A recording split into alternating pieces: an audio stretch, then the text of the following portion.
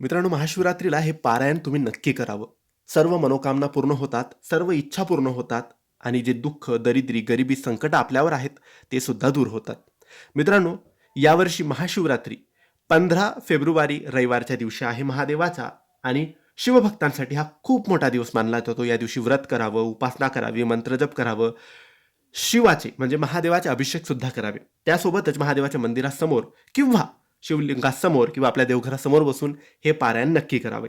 हे पारायण म्हणजे श्री शिवलीलामृत हा श्रीधर स्वामींनी लिहिलेला ग्रंथ आहे. याच्यात एकूण 15 अध्याय आहेत.